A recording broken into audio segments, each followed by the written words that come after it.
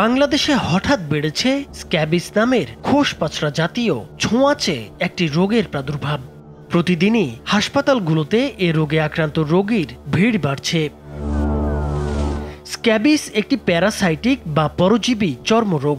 এই পরজীবী আক্রান্ত ব্যক্তির চামড়ার উপরিভাগে থাকে এবং এখানেই চলাচল করে, ডিম পাড়ে ও বাচ্চা দেয়।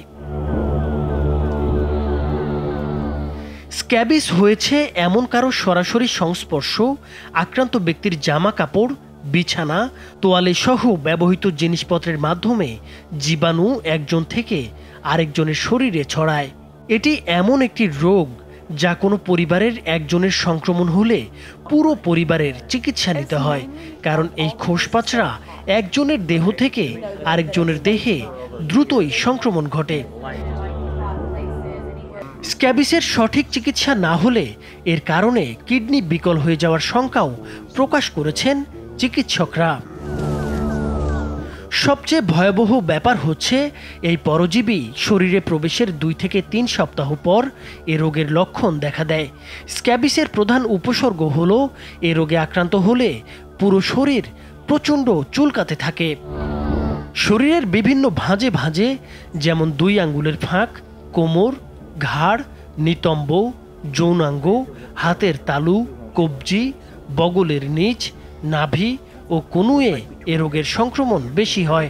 এসব স্থানে ছোট ছোট লাল দানাদার র্যাশ বা ফুসকুড়ি ওঠে, যা খুব চুলকায়। এগুলো থেকে পানির মতো তরল বের হতে পারে।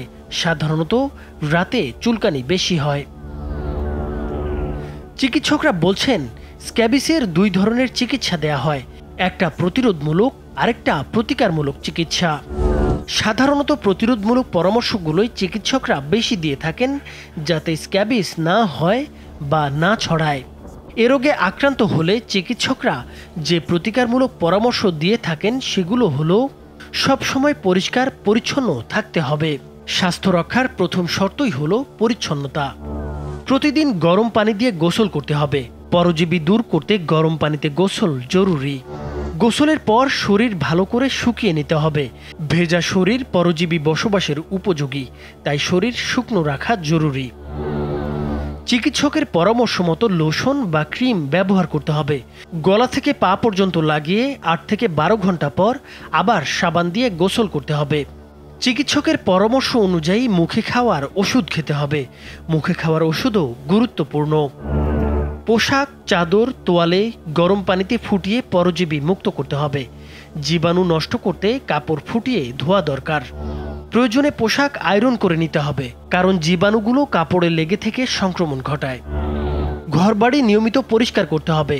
পরিবেশ জীবাণুমুক্ত না হলে সংক্রমণ আবার হতে পারে। অ্যালার্জি বাড়ায় এমন খাবার এড়িয়ে চলতে হবে, নয়তো চুলকানি বেড়ে যেতে পারে। স্ক্যাবিস আক্রান্ত ব্যক্তির পুষ্টিকর খাবার ও ফলের রস খেতে হবে। এগুলো শরীরের রোগ প্রতিরোধ ক্ষমতা বাড়াতে সাহায্য করে। প্রচুর পরিমাণে পানি পান ও তরল খাবার বেশি খাওয়ার পরামর্শ দিয়েছেন চিকিৎসকরা। তরল খাবার শরীর ঠান্ডা ও সুস্থ রাখে। রোগ সেরে যাওয়ার পরও সতর্ক থাকতে হবে, নয়তো আবারও সংক্রমণ ঘটতে পারে। এই রোগে যেন আক্রান্ত না হতে হয়, তাই চিকিৎসকরা প্রতিরোধমূলক পরামর্শগুলোই বেশি দিয়ে থাকেন। সেগুলো হলো পরিষ্কার পরিচ্ছন্ন থাকতে হবে। শরীর ও আশপাশের পরিবেশ সব সময় পরিষ্কার রাখতে হবে। আক্রান্ত ব্যক্তির সংস্পর্শ এড়িয়ে চলতে হবে। সুস্থ ব্যক্তিদের আক্রান্তের কাছাকাছি যাওয়া বন্ধ করতে হবে। আক্রান্ত ব্যক্তির পোশাক, বিছানা, তোয়ালে ও সাবান ব্যবহার এড়িয়ে চলতে হবে। এইসব ব্যবহার করলে সংক্রমণ ছড়িয়ে পড়ে। যদি কোনো পরিবারের একজন আক্রান্ত হয়, তবে অন্যদেরও চিকিৎসা করাতে হবে।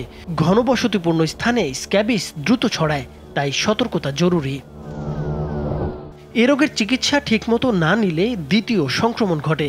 আর দ্বিতীয় সংক্রমণ ঘটার পরেও কেউ যদি চিকিৎসা না নেয়, তবে এটা কিডনিকে আক্রমণ করে, ফলে কিডনি ড্যামেজ হয়ে যাওয়ার সম্ভাবনা তৈরি হয়। তাই সংক্রমণ থেকে বাঁচতে সবার সচেতন থাকা জরুরি। নাইমুর হোসেন, মাছরাঙা টেলিভিশন।